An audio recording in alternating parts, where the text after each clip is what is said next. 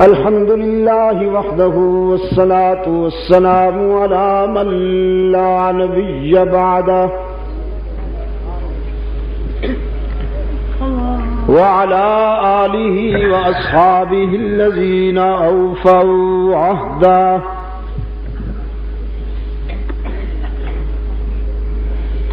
الذين هم مفاتيح الرحمة ومصابيح الغرر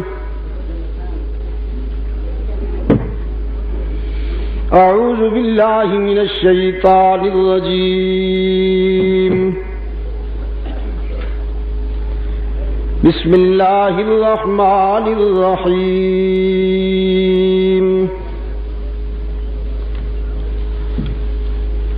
إن الله اشترى من المؤمنين أنفسهم وأموالهم بأن لهم الجنة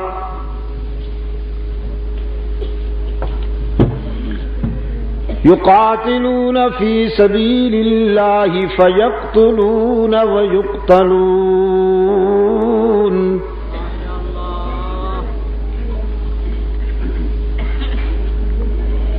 وعدا عليه حقا في التوراة والإنجيل والقرآن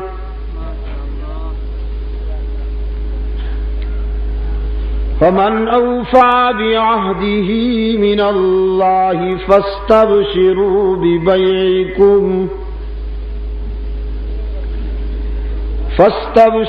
ببيعكم الذي بايعتم به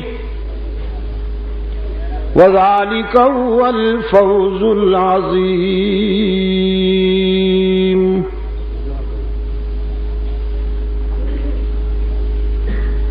يا أيها الإنسان ما غرك بربك الكريم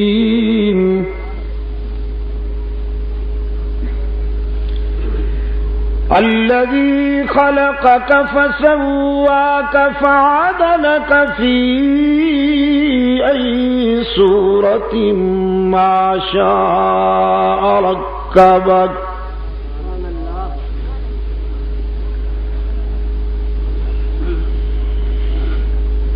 كلا بل تكذبون بالدين وإن عليكم لحافظين كراما كاتبين يعلمون ما تفعلون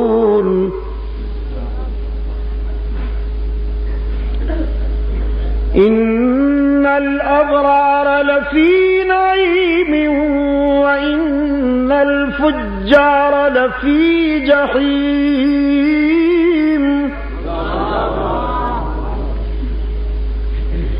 يصلونها يوم الدين وما هم عنها بغائبين وما أدراك ما يوم الدين ثم ما أدراك ما يوم الدين يوم لا تملك نفس لنفس شيئا يوم لا تملك نفس لنفس شيئا والأمر يومئذ لله صدق الله مولانا العظيم وصدق رسوله النبي الأمي الكريم ونحن على ذلك لمن الشاهدين والشاكرين والحمد لله رب العالمين.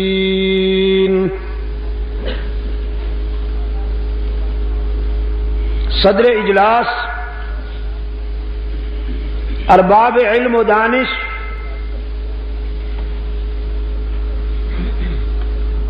انجمن تبلیغ قرآن و سنت کے کارکنان، محترم بزرگوں اور عزیز دوستوں،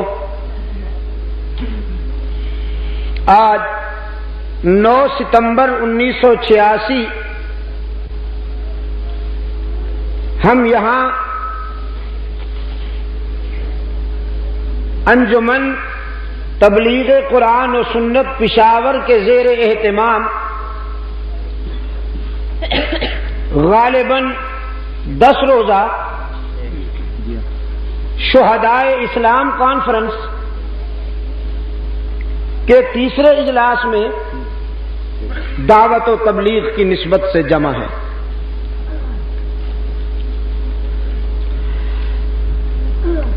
میں ظہر کے بعد پارا چنار میں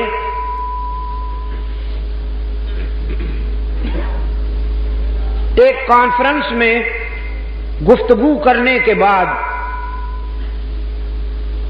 تقریباً وہاں سے 4:30 بجے روانہ ہو کر 9:30 بجے یہاں پہنچ سکا اور اپنے بے رحم منصف کی عدالت میں نے رحم کی اپیل کی کہ آج کے اجلاس میں میری شرکت کو مستثنا کرتے ہوئے مجھ پہ رحم کیا جائے۔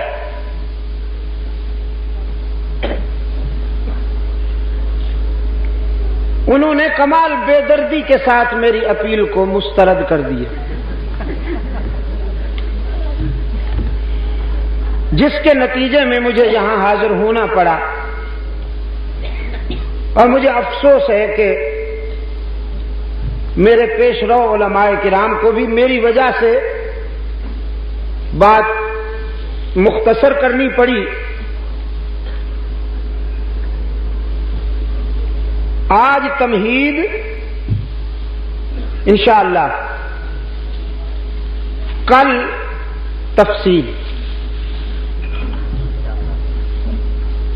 آج تمہید انشاءاللہ، کل تفصیل۔ ارشاد باری تعالی ہے، بے شک اللہ نے اپنے پیاروں سے ایک معاہدہ کیا ہے، ایگریمنٹ کیا ہے، اور وہ یہ کہ تم اپنی جانیں اور اپنے مال میرے سپرد کر دو، اور اس کے بدلے میں تمہارا دامن اپنی رضا اور خوشنودی سے بھر دوں۔ یہ ایگریمنٹ ڈیسائیڈ ہو گیا، کنفرم ہو گیا۔ اب وہ اللہ کے پیارے قرآن جنہیں اہل ایمان سے تعبیر کرتا ہے، اللہ کے ساتھ کیے ہوئے اس وعدے کو نبھانے کے لیے جانیں ہتھیلیوں پر لیے ہوئے راہ حق میں مصروف جہاد ہیں۔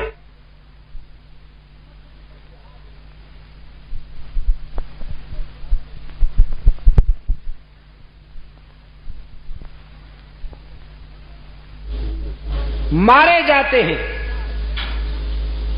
یقاتلون فی سبیل اللہ فیقتلون ویقتلون۔ مارنا ہی جیت نہیں، کبھی کبھی مر جانا بھی جیت ہے۔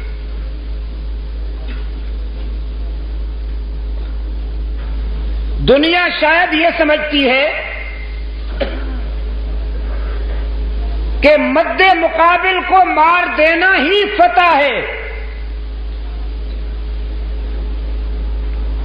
لیکن عشاق کا ذوق اور کائنات کی سچائی گواہ ہے کہ کبھی کبھی مد مقابل کے ہاتھوں مر جانا بھی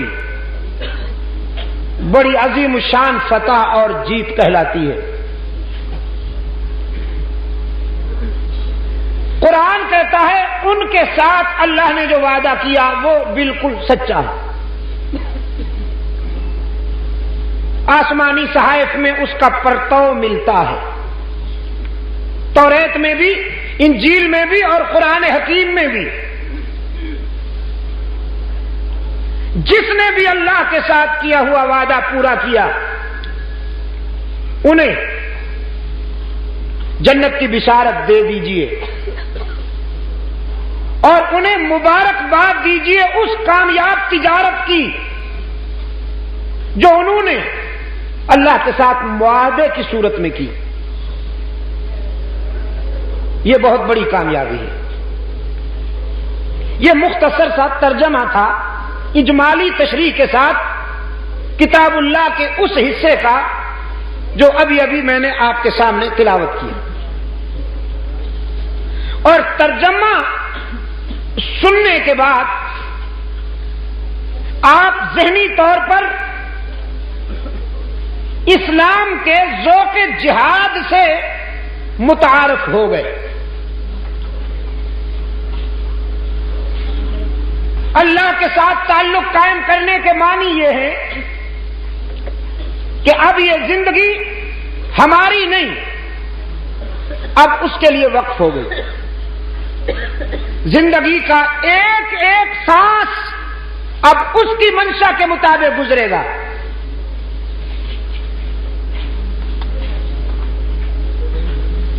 اسلام کے دور اساسی میں آپ جب مطالعاتی تجزیہ فرمائیں گے تو آپ کو رحمت عالم صلی اللہ علیہ وسلم کے مکتب کا ہر فیض یافتہ اسی ذوق کا حامل نظر آئے گا۔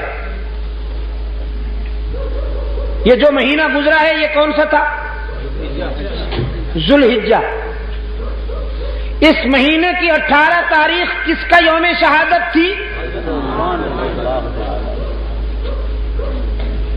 حضرت عثمان ذو النورین رضی اللہ تعالی عنہ کی۔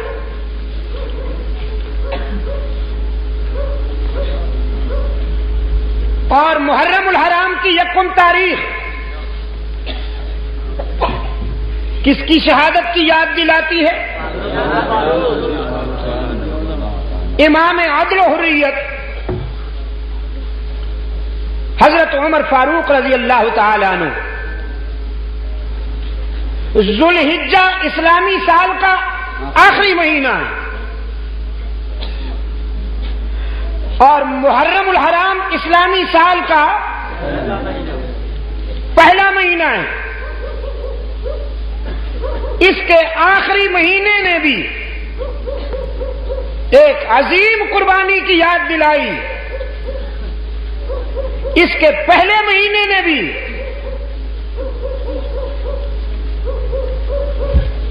ایک عظیم الشان قربانی کی یاد تازہ کر دی۔ اسلام کی ابتدا بھی قربانی ہے، اسلام کی انتہا بھی قربانی ہے۔ جو اس کوچے میں آئے وہ جان ہتھیلی پہ رکھ کے آئے۔ یہاں مجاور نہیں، مجاہد بننا پڑے گا۔ یہاں حلوائی نہیں، شیدائی بننا پڑے گا۔ جس کو ہو جان و دل عزیز ان کی گلی میں جائے کیوں۔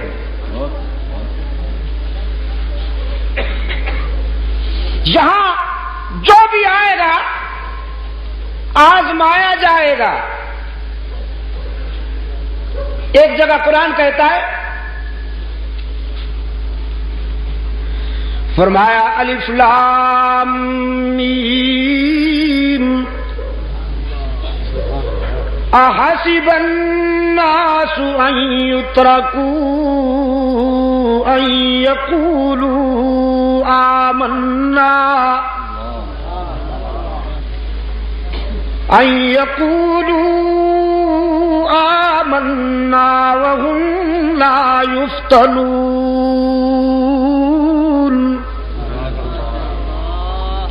احسب الناس، یہ کیا سوچتے ہیں لوگ،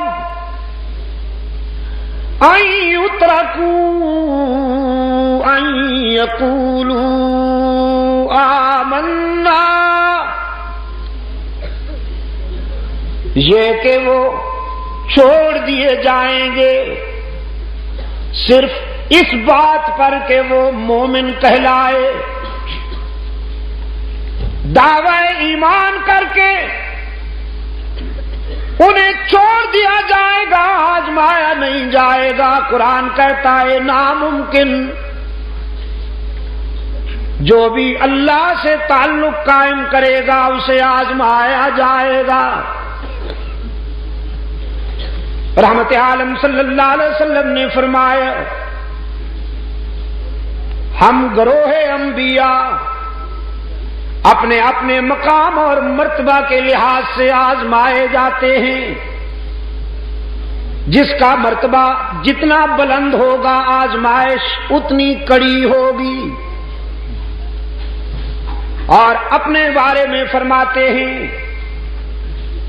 اگر مجھے مقام محبوبیت ملا ہے تو آزمائشیں بھی اتنی کڑی ہوئی، مجھے جن دکھوں سے گزرنا پڑا، مجھے جن آزمائشوں سے گزرنا پڑا، مجھے جن آلام سے گزرنا پڑا، رحمت عالم صلی اللہ علیہ وسلم فرماتے ہیں اگر میرے دکھ، اگر میری اذیتیں، اگر میرے آلام کا کچھ حصہ پوری کائنات انسانی پر تقسیم کیا جائے تو آبادیاں خالی ہو جائیں، لوگ چیختے ہوئے ویرانوں کی طرف نکل جائیں، تڑپ تڑپ کے جان دے دیں۔ میں نے راہ حق میں جو دکھ اٹھائے، جو اذیتیں برداشت کی، ان اذیتوں اور ان دکھوں کا عشر اشیر بھی پوری کائنات برداشت نہیں کر سکے گی۔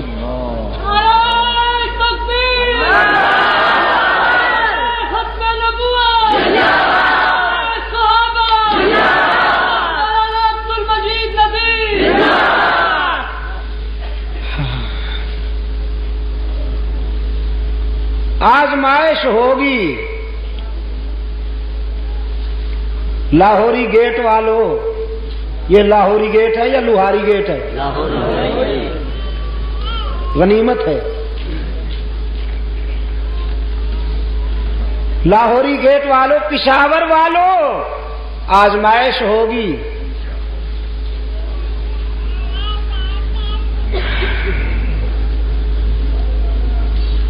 آزمائش ضروری ہے، کمپلسری ہے۔ جو اس کا بنے گا آزمایا جائے گا، یہ اس کی مرضی۔ آزمائش کی جو ادا پسند کرے وہی اپنا لے، چاہے تو آنسو میں آزمائے، چاہے تو مسکراہٹوں میں آزمائے۔ مسکراہٹیں بھی آزمائش ہوتی ہیں۔ آپ نے سمجھا کہ آنسو آزمائش ہے، آپ نے سمجھا دکھ آزمائش ہے، میں کہتا ہوں مسکراہٹیں بھی آزمائش ہیں۔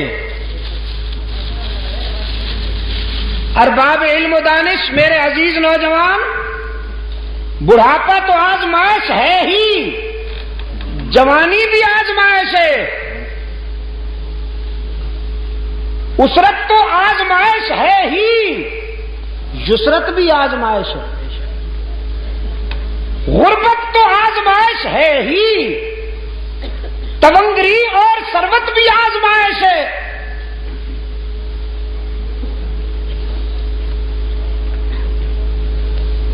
انبیاء علیہ الصلوۃ والسلام کی آپ سیرت و کردار کا جب تجزیہ فرمائیں گے، مطالعہ فرمائیں گے، تو دونوں رنگ نظر آئیں گے، کوئی آنسو میں آزمایا جا رہا ہے، کوئی مسکراہٹوں میں آزمایا جا رہا ہے۔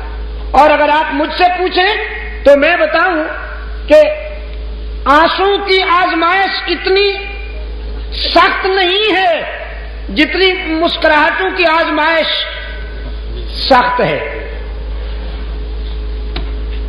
آنسو میں تو وہ خود بخود یاد آتا ہے۔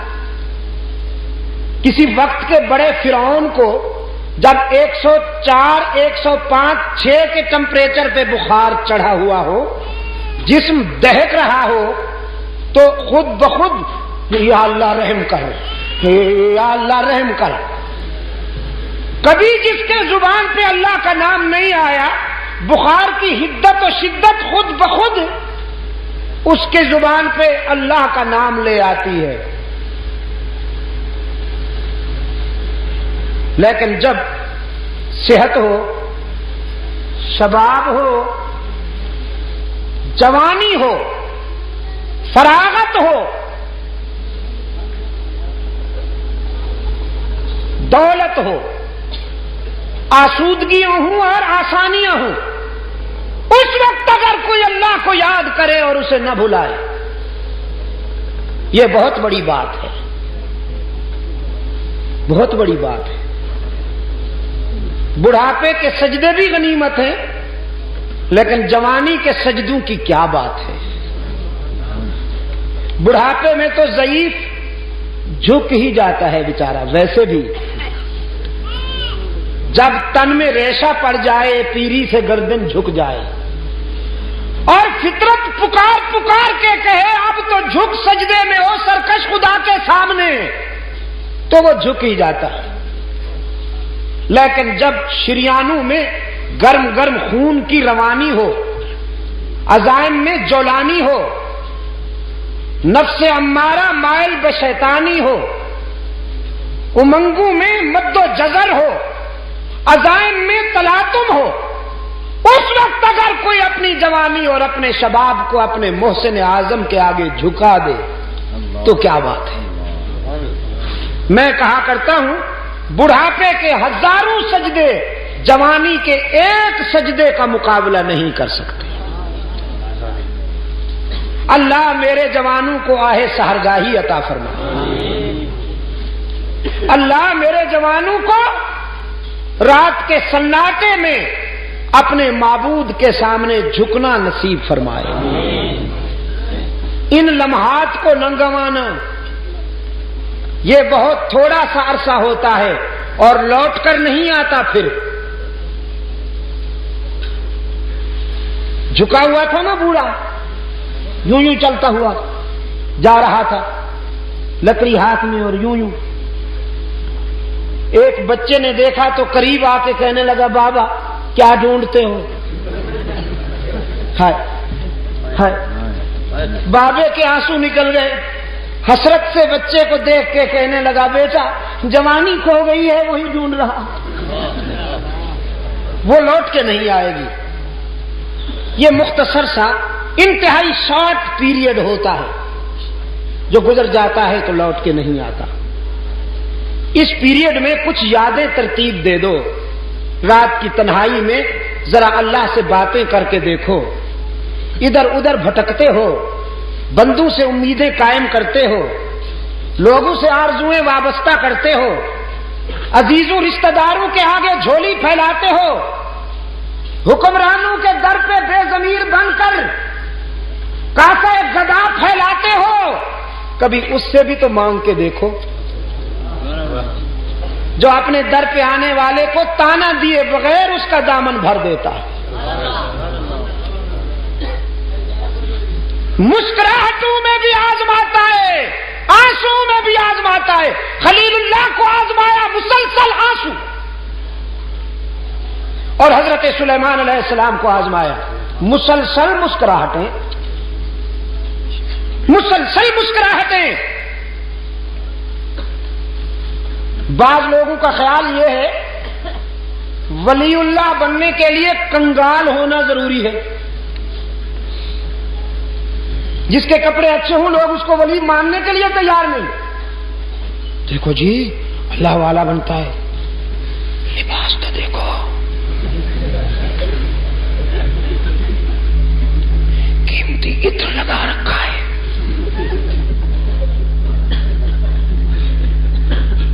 کیوں حضرت مفتی صاحب؟ ہاں، نادان دوستوں کے شر سے اللہ محفوظ رکھے، نادان دوستوں کے شر سے اللہ محفوظ رکھے۔ اور یہ میں ولی اللہ کی بات نہیں کر رہا، نبی اللہ کی بات کر رہا ہوں۔ سلطنت ملی،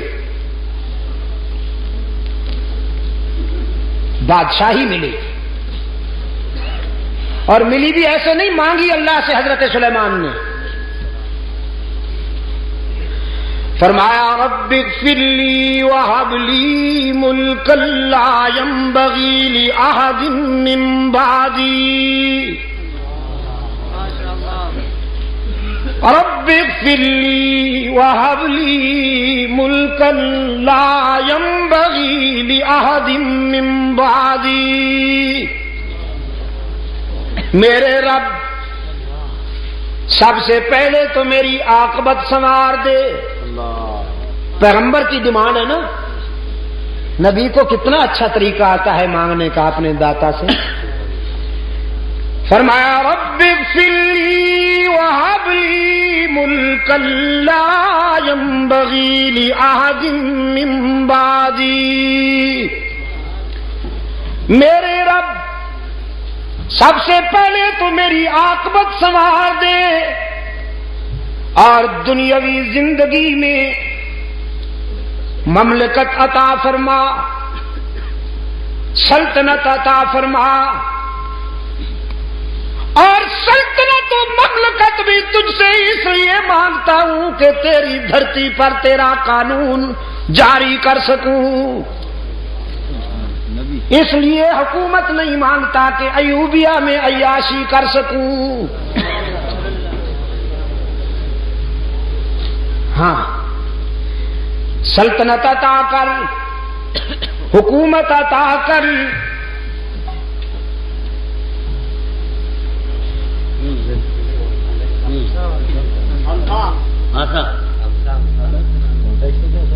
عصا کسی کے پاس نہیں ہے، اور عصا یہ عصا ہے، عصا کی توہین کرتے ہو، اسے مارنے سے تو ٹٹو بھی نہیں چلے گا۔ آسان ہو تو کلیمی ہے کار بے بنیاد، چلو آسان ہو تو ندیمی ہے کار بے بنیاد، مل گیا۔ الہ العالمین عطا کر، عطا کر مجھے تاکہ میں بیماروں کو سیدھا کر سکوں۔ مدنی جی کتنی اچھی ہیں تیری قراردادیں، سبحان اللہ، کوثر و تسنیم میں دھلی ہوئی زبان ہے، کتنی خوبصورت ہیں تیری قراردادیں، مانی نہیں جائیں گی۔ پچھلے سال بھی آپ نے قراردادیں پاس کی ہوں گی، اس سے پہلے سال بھی قراردادیں آپ نے پاس کی ہوں گی، آئندہ بھی آپ کی یہ ریزولیشنز پاس ہوتی رہیں گی، بڑی خوبصورت، بڑے حسین عنوان، لیکن مانی نہیں جائیں گی جب تک یہ نہیں ہوگا۔ بغیر کسی تکلف کے عرض کرتا ہوں، پولیس والے اگر تسبیح لے کر رات کو نکلیں اور گلیوں میں اللہ ہو کا ذکر کرتے پھریں، چور ان سے ڈریں گے؟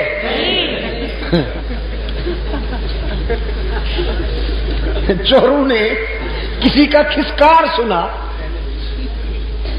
چور بڑا بدبخت ہوتا ہے، اپنے سائے سے بھی ڈرتا ہے۔ چمگادڑ بھی اگر کسی کونے میں پر مار دے تو اس کی جان نکلنے لگتی ہے۔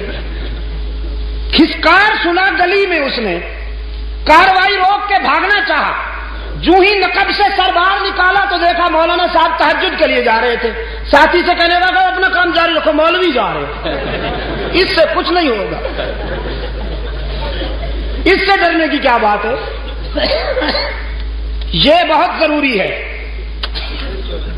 آپ سمجھے گے نہیں؟ اور حضرت سلیمان علیہ السلام نے اللہ سے مانگا یہ الہ العالمین یہ عطا کر تاکہ میں بیماروں کو سیدھا کر سکوں، متکبرین اور فرعونوں کو، وقت کے فرعونوں کو سیدھا کر سکوں، مملکت عطا کر۔ اور الہ العالمین مملکت بھی ایسی چاہتا ہوں کہ پھر میرے دور میں ایسی سلطنت کسی اور کو نہ ملے، لا ينبغي لأحد من بعدی۔ جب مانگی ہے تو کام کی چیز کیوں نہ مانگے؟ رب العالمین نے فرمایا ہم نے اپنے پیغمبر کو منہ مانگی دولت عطا کی، ہم نے اپنے نبی کی آرزو پوری کر دی، سلطنت عطا فرمائی۔ اور سلطنت بھی وہ کہ دھرتی پر حکومت، انسانوں پر حکومت، حیوانوں پر حکومت، پرندوں پر حکومت، ہواؤں پر حکومت۔ قرآن کہتا ہے فَسَخَّرْنَا لَهُ الرِّيحَ، ہم نے ہواؤں کو بھی پابند کر دیا، باد سرسر کی تیزی کو بھی روک دیا، باد صبا کی لطافتوں کو بھی روک دیا۔ ٹھہر جاؤ، انتظار کرو سلیمان کی انگلی جدھر اٹھتی جائے تم اپنی پرواز کی وہی راہ متعین کر لو۔ تجری بامرہ رخاء، ہوائیں سلیمان علیہ السلام کے اشارے پر چل رہی ہیں، جانور محکوم، پرندے محکوم۔ قرآن کہتا ہے وَحُشِرَ لِسُلَيْمَانَ جُنُودُهُ مِنَ الْجِنِّ وَالْإِنسِ وَالطَّيْرِ فَهُمْ يُوزَعُونَ۔ لشکر سلیمانی تیار ہوا، اس لشکر میں انسان بھی شامل ہیں، حیوان بھی شامل ہیں، پرندے بھی شامل ہیں۔ احقاق حق اور ابطال باطل کے پروگرام پر سلیمانی لشکر رواں دواں ہے۔ قرآن کہتا ہے حتی اذا اتوا علی واد النمل قالت نملہ یا ایھا النمل ادخلوا مساکنکم لا یحطمنکم سلیمان وجنودہ وهم لا يشعرون۔ ایک وادی میں حضرت سلیمان علیہ السلام کا لشکر آیا، ایک وادی میں۔ قرآن کہتا ہے حتی اذا اتوا علی واد النمل، چیونٹیوں والی وادی، جہاں چیونٹیاں بہت تھیں، چیونٹیوں والی وادی، وادی نمل۔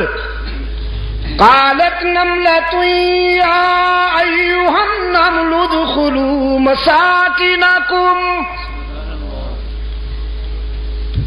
ایک نملہ نے، ایک چیونٹی نے اپنی برادری کو خطاب کرتے ہوئے کہا جلدی جلدی اپنے سوراخوں میں گھس جاؤ، سلیمان کا لشکر آ رہا ہے، کہیں روندی نہ جاؤ، کہیں بلڈوز نہ ہو جاؤ، گھس جاؤ اپنے بلوں میں اور اپنے سوراخوں میں۔ یا ایھا النمل ادخلوا مساکنکم لا یحطمنکم سلیمان، کہیں تمہیں سلیمان اور اس کا لشکر کچل نہ ڈالے۔ سوال ہوا پیغمبر تو بڑا رحم دل ہوتا ہے، وہ اس کمزور اور حقیر مخلوق کو کیوں کر روندے گا؟ قرآن کلام فطرت ہے نا، فوراً جواب دیا وَهُمْ لَا يَشْعُرُونَ،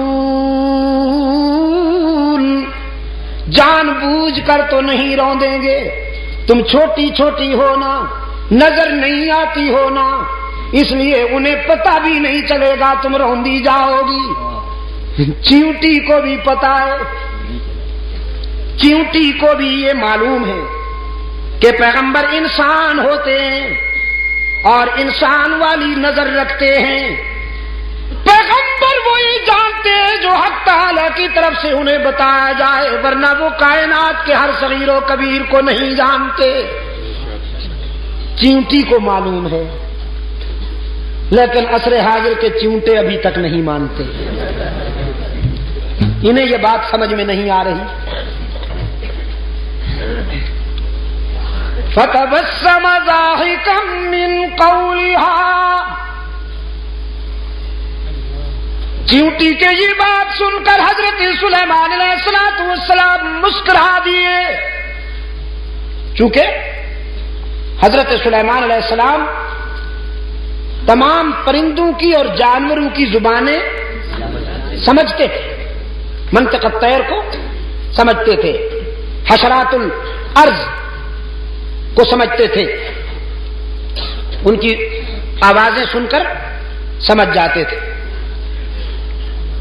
جب دیکھا کہ چیونٹی اپنی برادری کی خیر خواہی کر رہی ہے اور انہیں کہہ رہی ہے کہ جلدی جلدی سے اپنے بلوں میں چھپ جاؤ، تو مسکرا دی اور حق تعالی کے حضور دامن پھیلا دیا۔ ربی اوزنی ان اشکر نعمتک التی انعمت علی وعلی والدی وان اعمل صالحا ترضاه وَأَدْخِلْنِي بِرَحْمَتِكَ فِي عِبَادِكَ الصَّالِحِينَ۔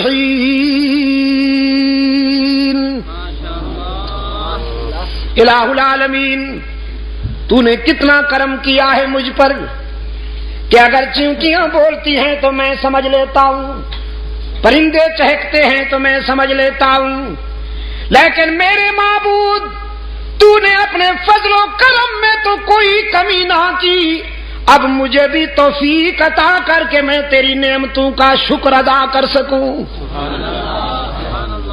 رب اوزعنی ان اشکر نعمتک التی انعمت علی وعلی والدی، تو نے مجھ پر اور میرے والدین پر جو کرم کیا ہے اور احسانات فرمائے ہیں، اے اللہ ان احسانات کے شکر کی بھی تو توفیق عطا فرما کہ ہم تیرا شکر ادا کر سکیں۔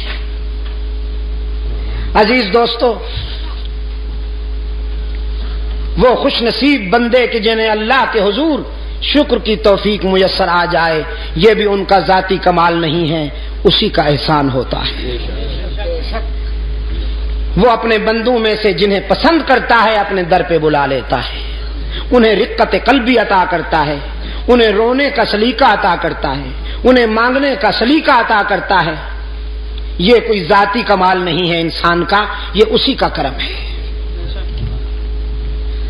حضرت سلیمان علیہ السلام نے اپنے لشکر پر نظر ڈالی، ایک پرندہ غائب نظر آیا۔ قرآن کہتا ہے وَتَفَقَّدَ الطَّيْرَ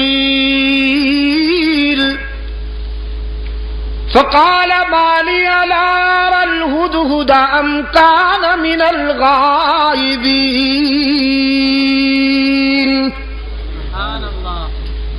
حضرت سلیمان علیہ السلام نے ایک پرندے کو غائب پایا،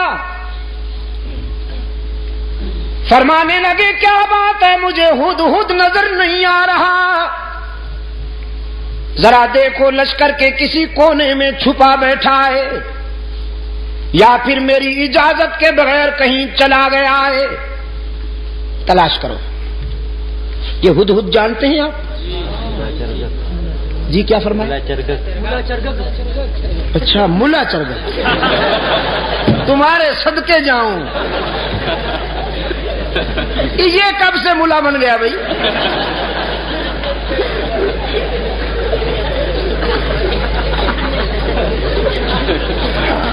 اور آپ کو یہ اتھارٹی کس نے دی ہے کہ جس پرندے کے بھی ذرا بال ادھر ادھر ہو جائیں آپ اس پہ ملا کا ٹائٹل فٹ کر دیں؟ یا رب. چلو پھر بھی گوارا ہے، اچھا پرندہ ہے، بڑا خوش نصیب پرندہ ہے، قرآن میں جس کا تذکرہ فخریہ انداز میں آیا ہے. ہاں، اس پر حسد کیا تھا کوے نے. حضرت سلیمان علیہ السلام نے جب اس ہدہد سے پوچھا کہ تمہارے اندر کون سی خوبی ہے، اللہ نے تمہیں کون سی خوبی عطا کی ہے، تو یہ کہنے لگا اللہ کے نبی، مجھے اللہ نے یہ خوبی عطا فرمائی ہے کہ میں خشک زمین کو دیکھ کر اندازہ کر لیتا ہوں کہ پانی کتنا دور ہے. نظر میں رسائی دے دی ہے اللہ نے. خشک زمین کو دیکھ کر میں یہ اندازہ کر لیتا ہوں کہ کتنی گہرائی پہ پانی مل سکتا. حضرت سلیمان علیہ السلام نے فرمایا بھی تم تو بڑے کام کے ہو، ہمیں ویرانوں میں اور صحراؤں میں سفر کرنا ہوتا ہے، تو ہم کیوں نہ تمہاری اس استعداد سے کام لیں، اس صلاحیت سے کام لیں، بس تم ہمارے ساتھ رہا کرو، ہمارے ہم سفر رہا کرو، تاکہ ہم تیری اس خداداد صلاحیت سے کام لے سکیں. اللہ کے نبی نے ہدہد کو اپنا مقرب بنا لیا، اپنا ہم سفر بنا لیا. کوے میاں سے برداشت نہ ہوا. یہ کوا جانتے ہیں نا آپ، کالے لباس والا مسٹر بلیکی ہی.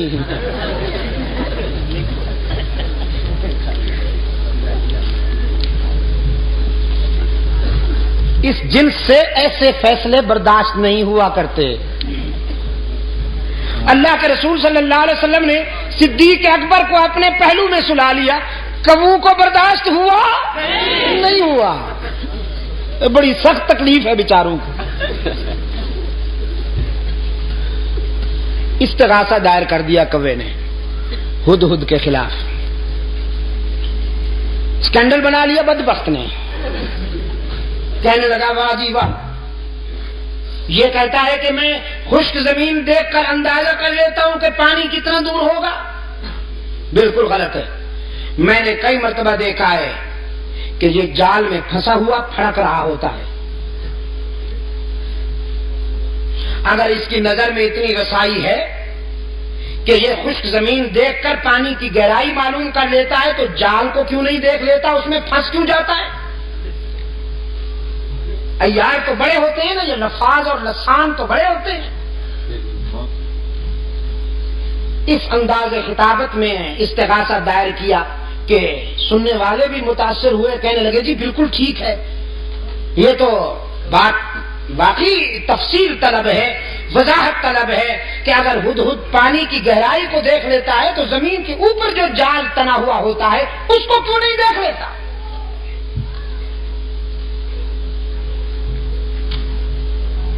حضرت سلیمان علیہ السلام کی عدالت میں طلبی ہو گئی ہدہد کی. کوا بھی برادری سمیت آ پہنچا.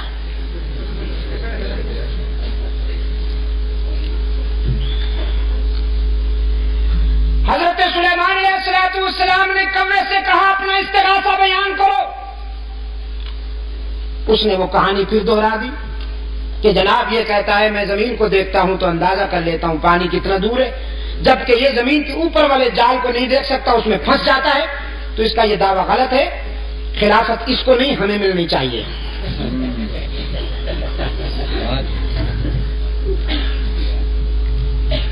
مولانا رومی رحمت اللہ علیہ نے اس سوال و جواب کو منظوم کر دیا ہے اپنی مثنوی میں. مجھے افسوس ہے کہ وہ پوری تو مجھے نہیں آتی، ایک دو شعر حافظے میں رہ گئے ہیں، وہ عرض کر دیتا ہوں.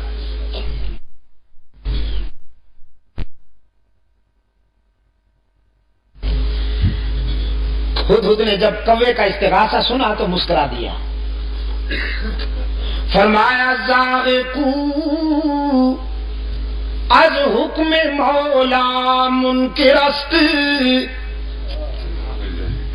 زاغقو کیوں، زاغقو از حکم مولا منکر است، 100,000 عقل دارد کافر است. یہ کوا جو لفاظی کرتے ہوئے میرے خلاف استغاثہ لایا ہے، اصل میں یہ میری صلاحیت کا منکر نہیں، اللہ کی تقدیر کا باغی ہے. وہ جو جال تنا ہوا ہوتا ہے جس میں میں پھنس جاتا ہوں، وہ میری نظر کی کمزوری نہیں ہوتی، تقدیر کی بالادستی ہوتی ہے. من ببینم دام رہا اندر ہوا، من ببینم دام رہا. میں ہوا کی اڑانوں میں جال کو دیکھ سکتا ہوں، لیکن تقدیر کی بالادستی میرے شعور پہ پردے ڈال دیتی ہے.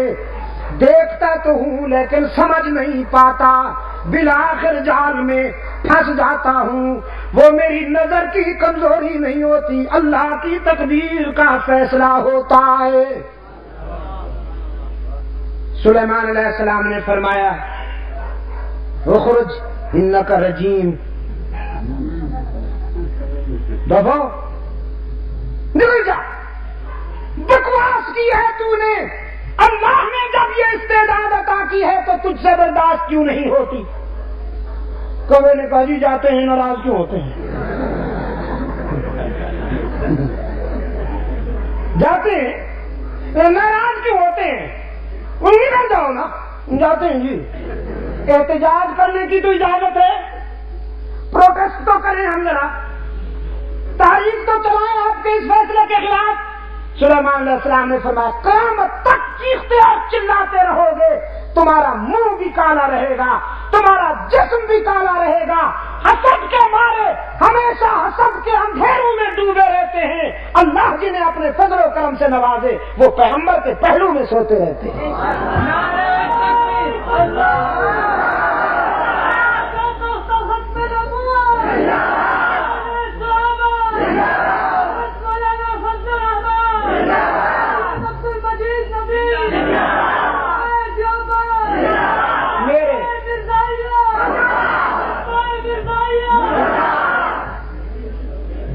اچھا، کچھ دوستوں کو نعرے کے ذریعے تقریر کا شوق ہوتا ہے، یہ بڑے ہوشیار ہوتے ہیں.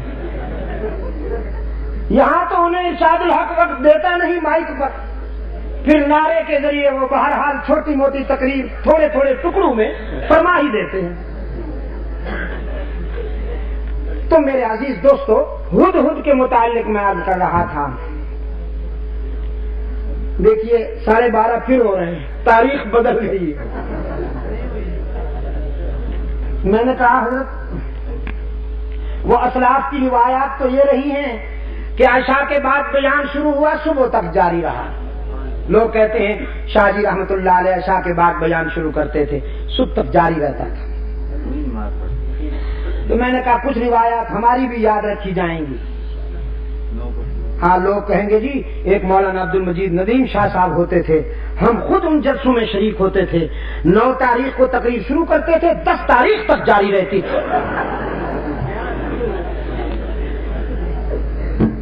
تاریخ بھی بدل گئی. تو میں یاد کر رہا تھا آپ کی خدمت میں کہ جناب ہدہد غائب پایا گیا، لشکر میں نظر نہیں آ رہا تھا. سلیمان علیہ السلام نے فرمایا ذرا دیکھو تو لشکر کے کسی کونے میں چھپا بیٹھا ہے یا میری اجازت کے بغیر کہیں چلا گیا ہے.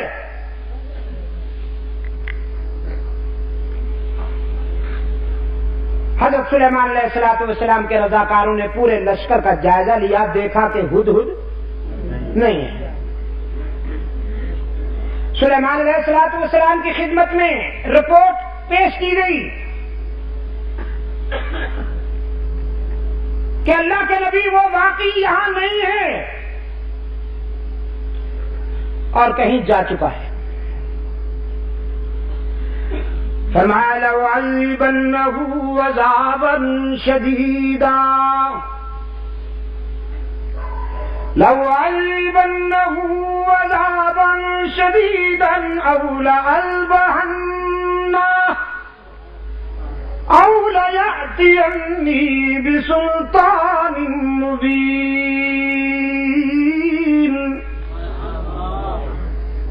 چونکہ اجازت کے بغیر کہیں چلا گیا، اس فرار کی اسے سخت سزا دوں گا، ہو سکتا ہے کہ سزائے موت بھی دے دوں۔ اجازت کے بغیر چلا گیا ہے، سخت سزا ملے گی، سزائے موت بھی دے سکتا ہوں، لیکن پیغمبر تیری عظمت پہ قربان جاؤں، جلال کے ساتھ جمال کا پہلو بھی موجود ہے۔ فرماتے اولا یأتینی بسلطان مبین،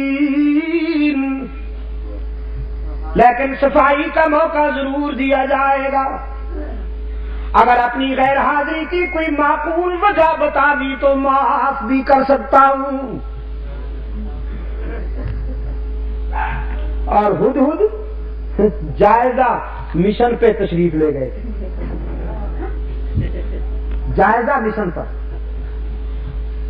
ہوا کے جھونکوں نے پرواز کی اور جا کے اپنے پیر بھائی کو اطلاع دی، تو یہاں اڑانوں میں مصروف ہے، پیغمبر یاد کر رہا ہے، تجھے ناراض ہو رہا ہے، جلدی پہنچ ورنہ مارا جائے گا۔ نبی کا غضب کوئی معمولی بات تو نہیں۔ قرآن کہتا ہے فَمَكَثَ غَيْرَ بَعِيدٍ، تھوڑی دیر ہوئی کہ ہدہد ہوا میں کلا بازیاں کھاتا ہوا اللہ کے نبی کی بارگاہ رحمت میں آ پہنچا اور اپنا صفائی کا بیان دینے لگا۔ احطت بما لم تحط به وجئتک من سبأ بنبأ یقین۔ کہنے لگا اللہ کے نبی میں کوئی عیاشی کے لیے نہیں گیا تھا، جشن آزادی منانے کے لیے نہیں گیا تھا۔ محسوس نہ کرنا عزیز دوستو، میں پھر آ گیا ہوں وہیں جی ایوبیا پوائنٹ پر۔ آئی ایم ویری سوری، میرا جی نہیں چاہتا میں اس طرح کی غلیظ باتوں کو چھیڑ کر اپنا ذوق مجروح کروں، لیکن زاغوں کے تصرف میں عقابوں کے نشے میں قصر آزادی میں بیٹھ کر چونچلے کرنے والے، اللے تللے کرنے والے، یہ وہ ناخلف ہیں کہ تحریک آزادی میں قربانیاں دینے والوں کی روح تڑپ اٹھی ہے آج۔ ماشاءاللہ ہمارے بعض دوستوں نے اس موقع پر قومی غیرت کا ثبوت دیتے ہوئے وزارت سے تو انہیں نکال دیا، ان کا ریزائن لے لیا، بڑی اچھی بات، لیکن ذرا اس شریف آدمی سے بھی تو ریزائن لو جو رنڈیوں کو قومی اعزازات دیتے ہوئے نہیں شرماتا اور اسلام کا نام پھر بھی لیتا ہے وہ بے حیا۔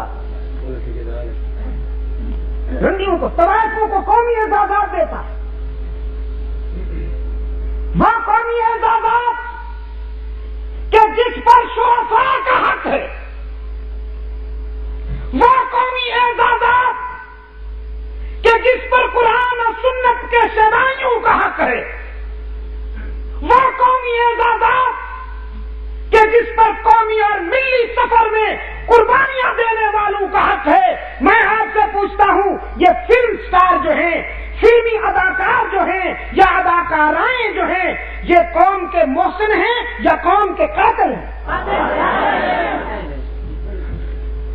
یہ غلیظ اور بدبودار کیڑے معاشرے کے گٹر میں بلکتے ہوئے بدبودار کیڑے جو اپنا پیٹ بھرنے کے لیے کبھی اپنی آواز بیچتی ہیں، کبھی اپنا جسم بیچتے ہیں، جن کی راتیں اس قدر غلیظ ماحول میں گزرتی ہیں کہ کوئی شریف انسان اسے بیان نہیں کر سکتا. اس قسم کے کرداروں کو قومی اعزاز دینے والے انہی کے خاندان میں سے ہو سکتے ہیں، شرفاء میں سے نہیں ہو سکتے.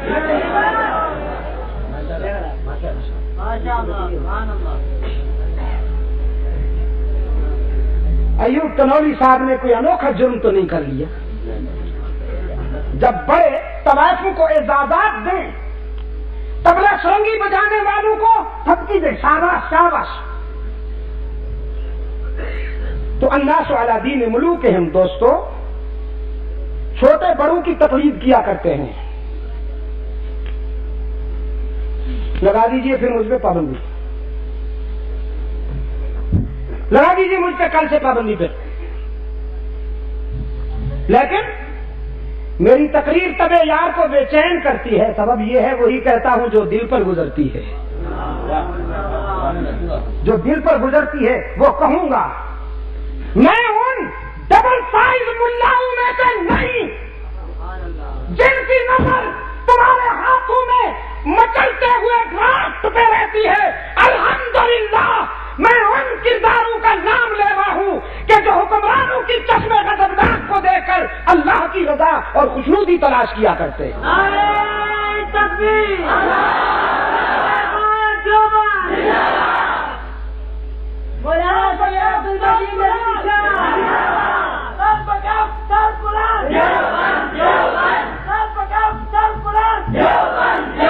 میں آپ سے پوچھتا ہوں کہ فلمی اداکاروں کو تمغے دینا یہ اسلام کی خدمت ہے یا اسلام سے غداری ہے؟ پوچھتا ہوں آپ سے. اور وہ بکے ہوئے ملا، وہ بے حیا ملا جو اس کردار کو بھی اسلام قرار دیتے ہیں، وہ مولوی اسلام کے وفادار ہیں یا غدار ہیں؟ ان بے حیاؤں کے پیچھے نمازیں بھی نہیں ہوتی، دین فروشوں کے پیچھے نمازیں بھی نہیں ہوتی، اور اتنی سزا ان کو نہیں ملے گی جتنی سزا ان ڈبل ڈیکر ملاؤں کو ملے گی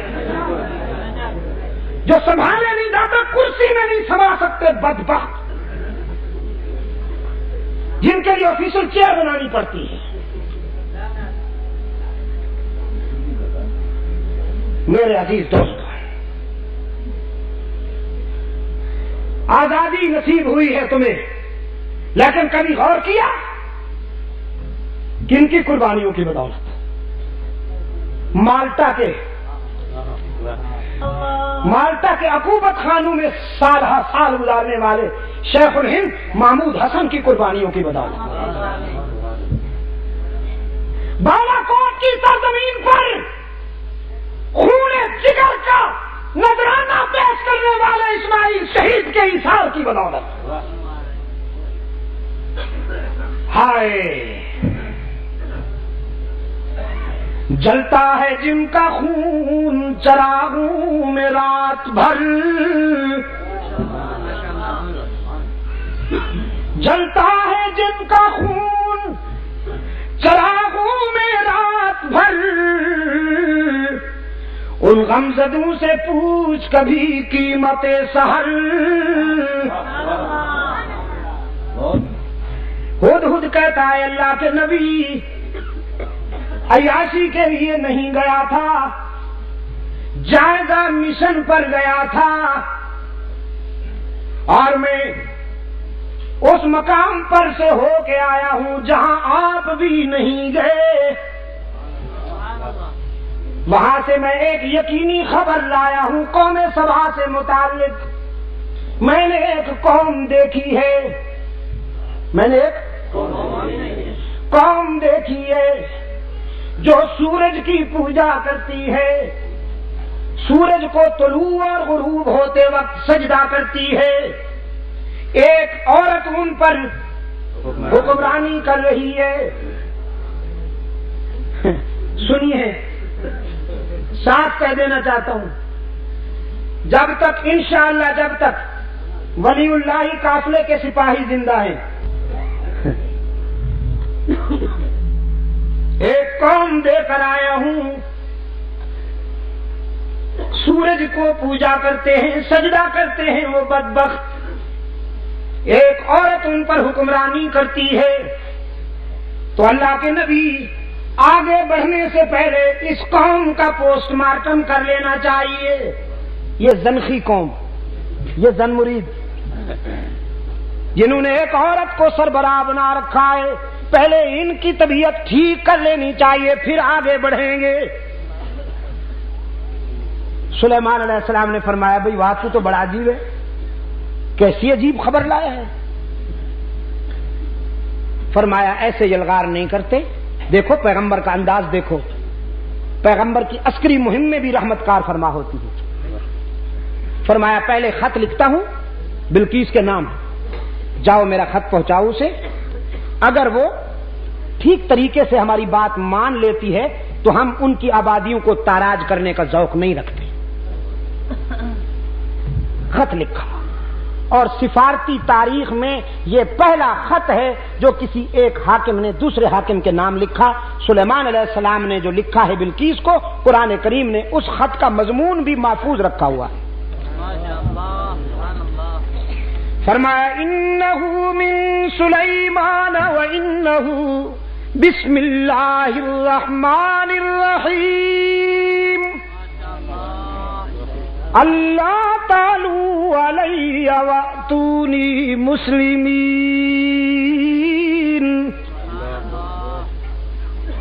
یہ خط اللہ کے نبی حضرت سلیمان علیہ السلام کی طرف سے لکھا جا رہا ہے، اور اس کے نام سے جس سے بڑا رحم کرنے والا، مہربانی کرنے والا کوئی نہیں۔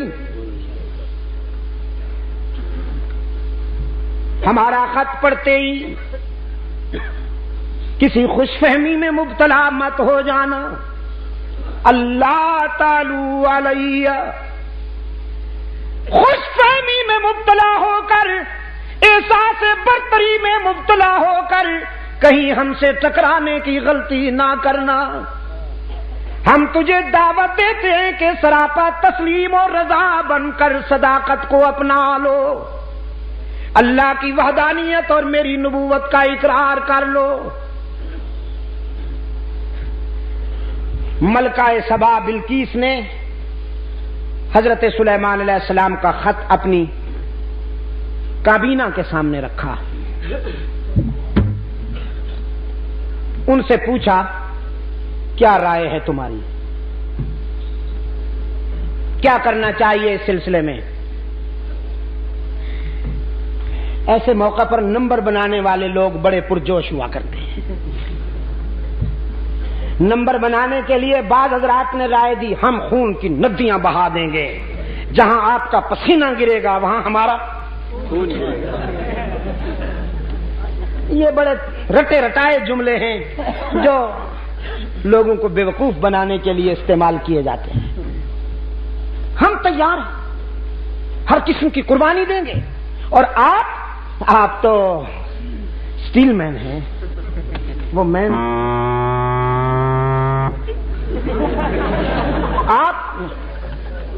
آپ تو بڑی مضبوط ہیں، آپ تو سپر پاور ہیں، آپ تو ناقابل تسخیر ہیں میڈم،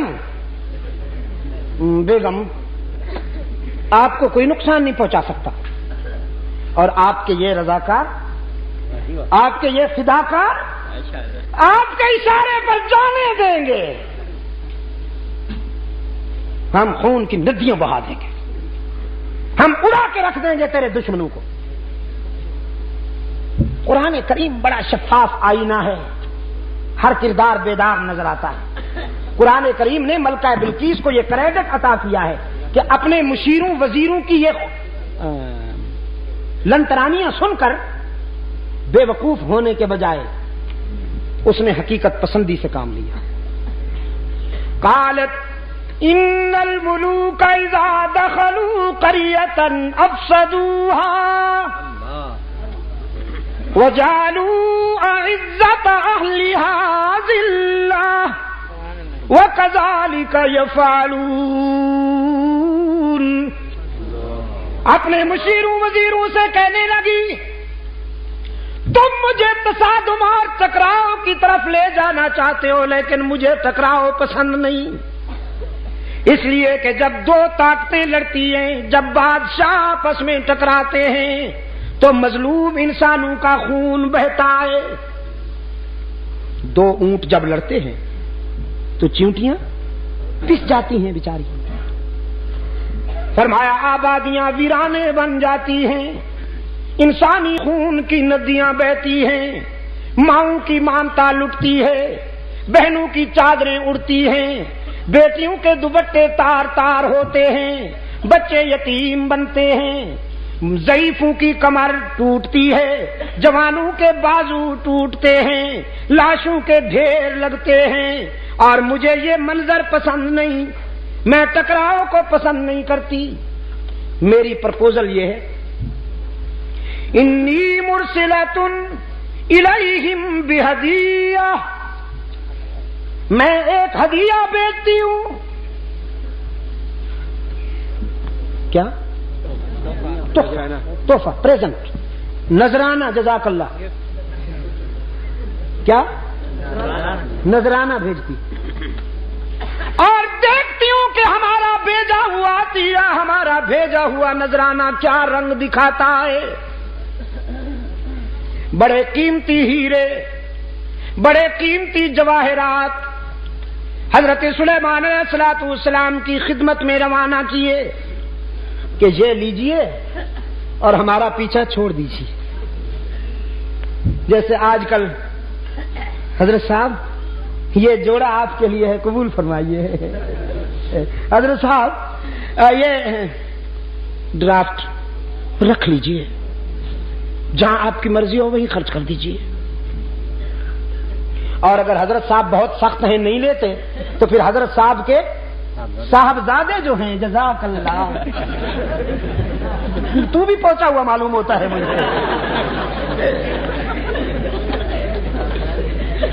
اور واقف راز درود میں کھانا لگتا ہے۔ صاحبزادے کے ذریعے نئی کرونا کی چابی حضرت صاحبزادے صاحب کو دے دی،